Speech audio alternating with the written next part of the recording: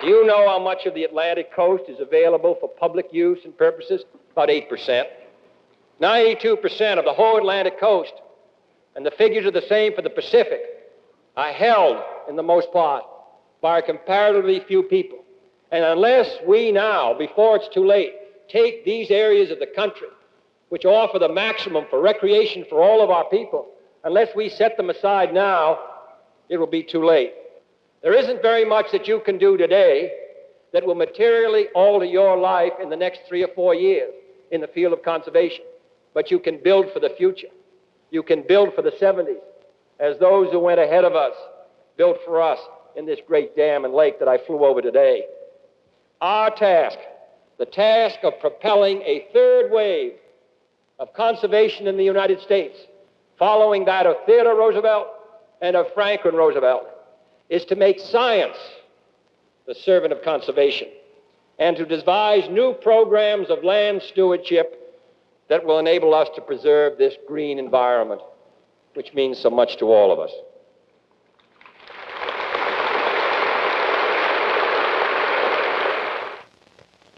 Our greatness today rests in part on this good piece of geography that is the United States. But what is important is what the people of America do with it.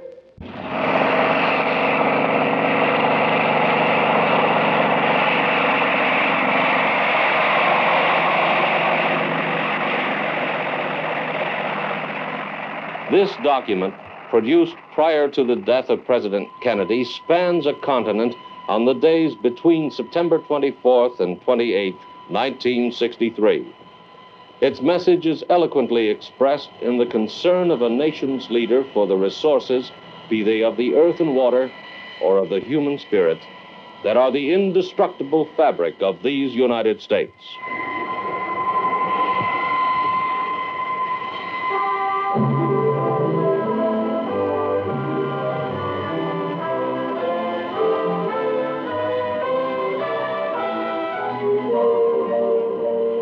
I've come on a journey of 5 days across the United States, beginning in Pennsylvania and ending in California, to talk about the conservation of our resources. I was reminded when I read my itinerary of a poem by Stephen Vincent Benet called American Names. And he started it off, I've fallen in love with American names, the sharp, gaunt names that never get fat. The snakeskin title of mining claims, the plume war bonnet of Medicine Hat, Tucson and Deadwood, and Lost Mule Flat. The names were Las Vegas and Whiskeytown and Tacoma, Salt Lake City, Hanford, Great Falls and Billings, Laramie and Cheyenne, Grand Forks and Duluth and Ashland.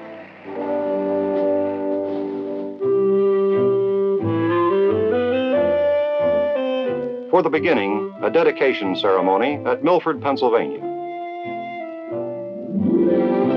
The place is Gray Towers, the ancestral home of Gifford Pinchot, conservationist and first chief of the Forest Service. Built by his father James, the property now is given to the Forest Service by the Pinchot family. President Kennedy arrives to dedicate the property as a national center for natural resource education.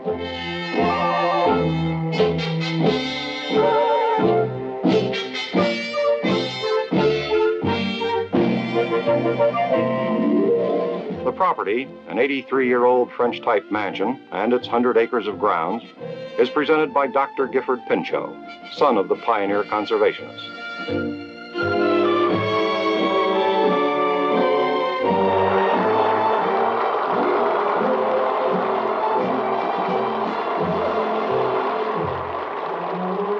President Kennedy describes Gifford Pinchot as a trained scientist, gifted administrator, articulate publicist, a tutor of presidents and a governor of Pennsylvania, but as a man who would prefer to be remembered as a forester and conservationist.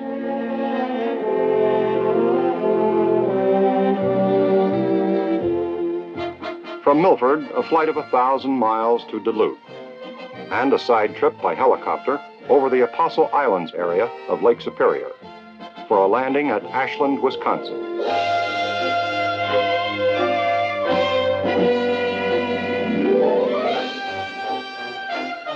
the welcoming throng at the Ashland Airport, President Kennedy announces the convening of a conference to study the water pollution problem in the area.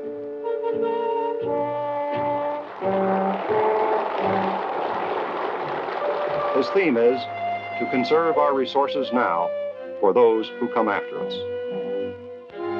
The same night, the field house of the University of Minnesota at Duluth. The President addresses the Land and People Conference of the Northern Great Lakes region, relating our national responsibilities to the problem of the world community.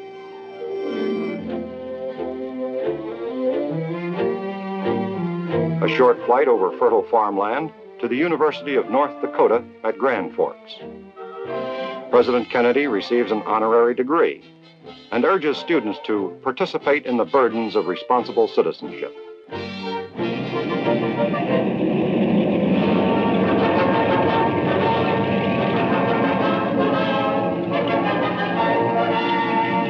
After 600 air miles and a plane change at Cheyenne, a landing and a warm greeting at Laramie, Wyoming.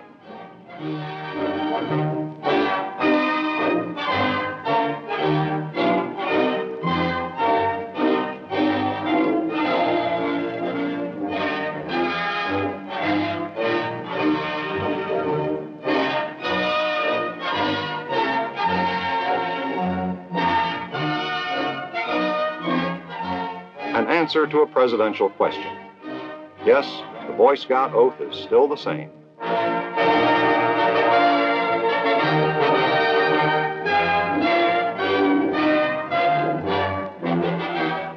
Remarks at the University of Wyoming field house in Laramie.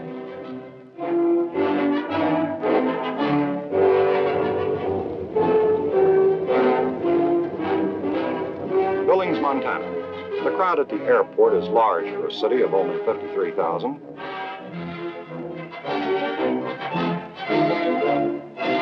But that's over 100,000 hands, each waiting to be shaken.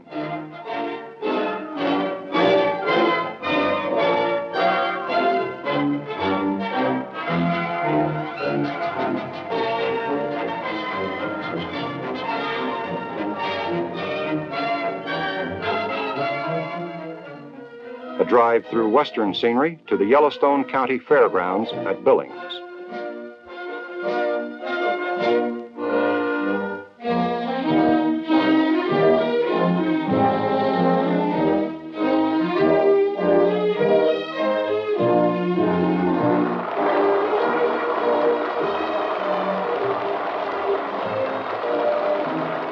President Kennedy spoke of the complexities of a world in the midst of great changes, and of the need for each citizen to look beyond the present and help lay the foundations for a prosperous and peaceful future.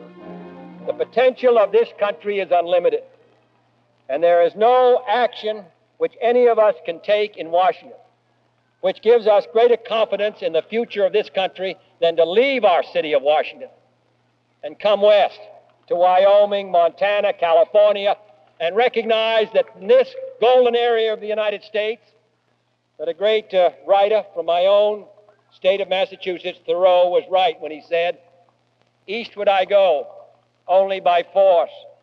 Westward I go free. I must walk towards Oregon and not towards Europe. I walk towards Montana."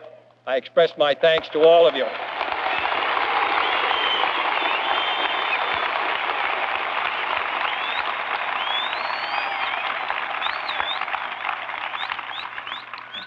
And I'm confident that when the role of national effort in the 1960s is written, when a judgment is rendered, whether this generation of Americans took those steps at home and abroad to make it possible for those who came after us to live in greater security and prosperity, I am confident that history will write that in the 1960s, we did our part to maintain our country and make it more beautiful. Thank you.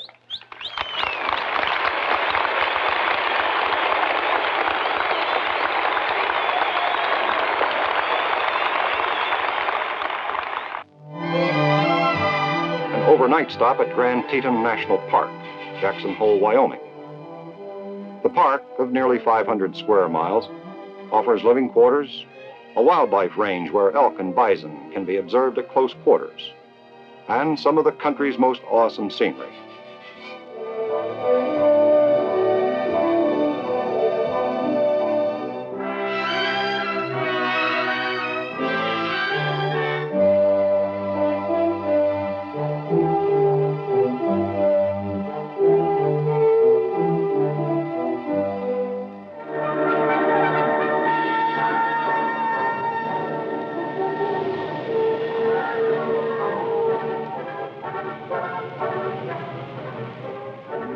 Arrival of the presidential plane at Great Falls, Montana, and a reception full of local color.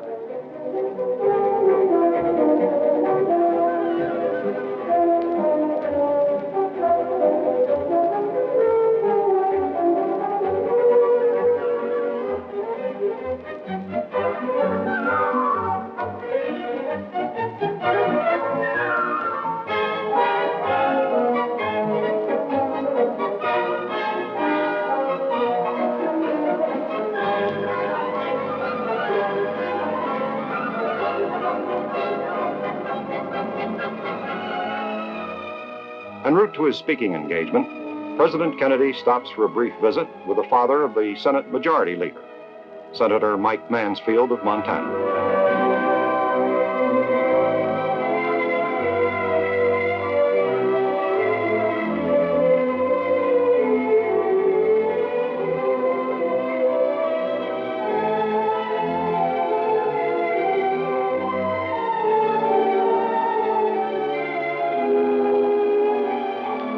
In the Memorial Stadium of Great Falls High School, the President describes the United States as a keystone in the Arch of Freedom, an ornament to the cause of freedom all around the globe. We must worry about this country of ours, he says, develop its natural resources and its human resources. For if the United States were to falter, the whole world would move toward the communist bloc.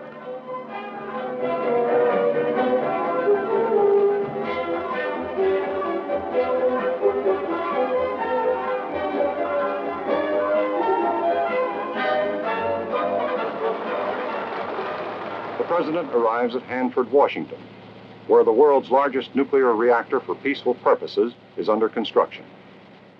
He participates in the groundbreaking for the Hanford Steam Plant. Previously wasted reactor steam will produce an amount of electricity equal to that of a major dam. President Kennedy cites this as an example of developing new resources as compared to the conservation of existing ones.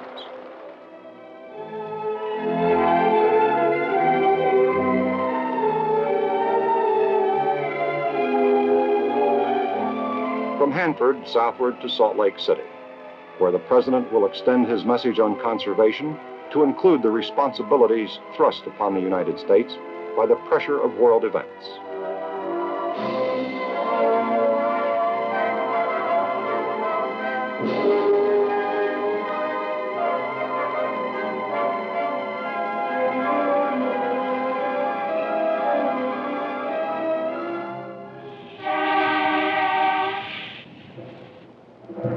He'll deliver his message at the Mormon Tabernacle in Salt Lake City, an institution universally known for the music of its great choir.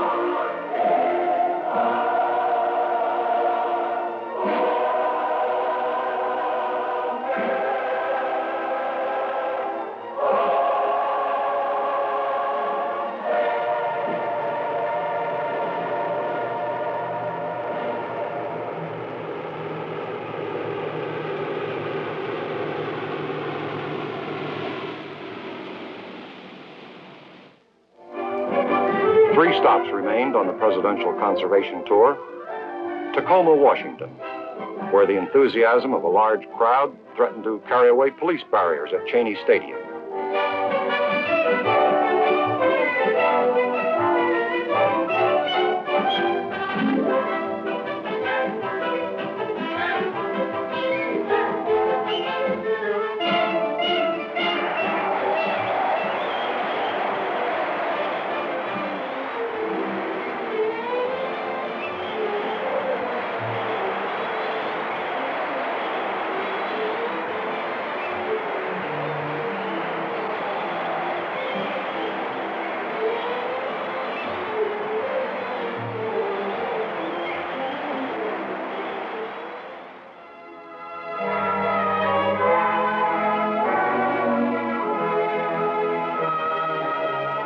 Speaking to an audience comprised in large part of college students, President Kennedy says, "The great movements in this country's history, the great periods of intellectual and social activity, took place in those periods when we looked long range to the future. So the assignment in the 1960s is to produce men and women with a sense of the public responsibility, the public duty."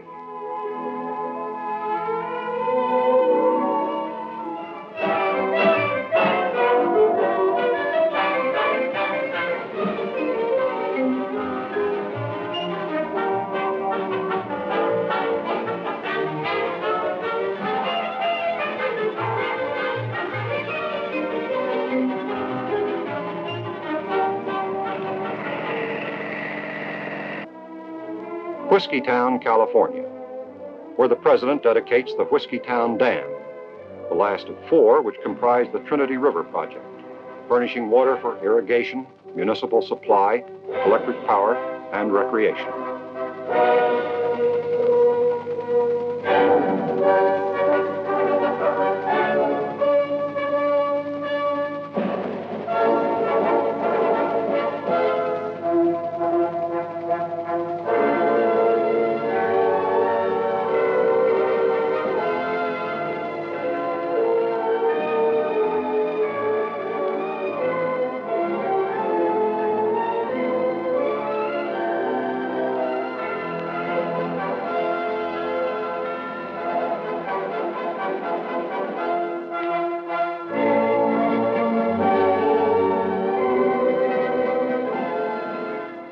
Las Vegas, Nevada, where President Kennedy speaks at the Convention Center. Here are some of the remarks he made at Las Vegas and at other places on his tour.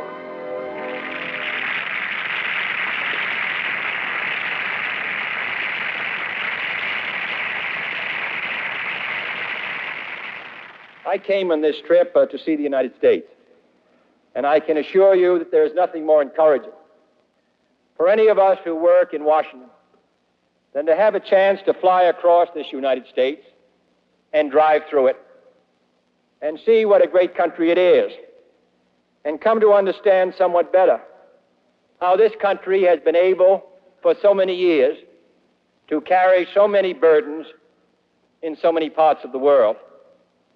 The primary reason for my trip was conservation, and I include in conservation first our human resources, and then our natural resources.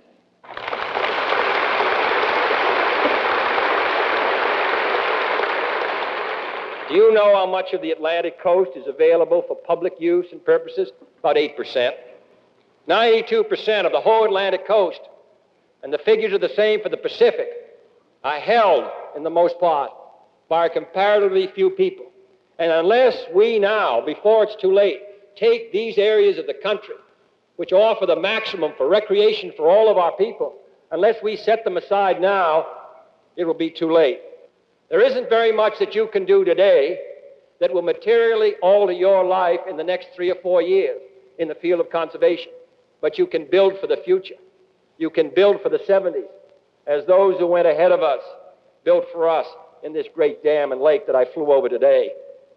Our task, the task of propelling a third wave of conservation in the United States, following that of Theodore Roosevelt and of Franklin Roosevelt, is to make science the servant of conservation and to devise new programs of land stewardship that will enable us to preserve this green environment, which means so much to all of us.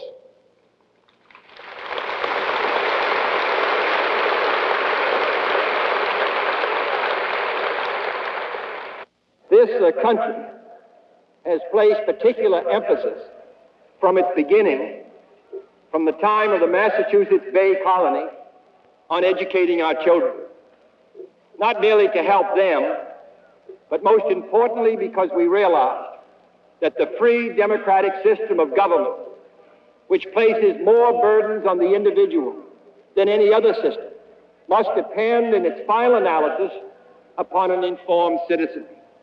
Of all the wastes in the United States in the 1960s, none is worse than to have 8 or 9 million boys and girls who will drop out, statistics tell us, drop out of school before they have finished it, come into the labor market unprepared at the very time when machines are taking the place of men and women. I think we have to insist that our children be educated to the limit of their talents, not just in your state or in Massachusetts, but all over the United States. Thomas Jefferson and John Adams, who developed the Northwest Ordinance, which put so much emphasis on education. Thomas Jefferson once said that any nation which expected to be ignorant and free hoped for what never was and never will be. So I hope we can conserve this resource. This country has become rich because nature was good to us, and because the people who came from Europe predominantly also were among the most vigorous. The basic resources were used skillfully and economically, And because of the wise work done by Theodore Roosevelt and others, significant progress was made in conserving these resources. And unless we make the proper decisions today on how we shall use our water and our air and our land and our ocean, unless we make the comparable effort, an effort comparable to what Theodore Roosevelt and others made 50 years ago, we're going to waste it. Today's conservation movements must therefore embrace disciplines unknown in the past. It must marshal our vast technological resources in behalf of our resource supply. It must concern itself with nuclear energy as well as silviculture, with the physics and chemistry of water as well as TVA, with the economic and engineering factors of open space as well as the preservation of old scenic treasures. Our primary task is to increase our understanding of our environment to a point where we can enjoy it without defacing it, use its bounty without detracting permanently from its value, and above all, maintain a living balance between man's actions and nature's reactions. For this nation's great resources is as elastic and productive as our ingenuity can make it. Our national assets belong to all of us. Children who are born in the East will grow up in the West, and the West will grow up in the East. And we will find, by concentrating our energies on our national resources, on conserving them, but not merely conserving and saving them, but by developing and improving them, the United States will be richer and stronger. We can fulfill our responsibilities to ourselves and those who depend upon us.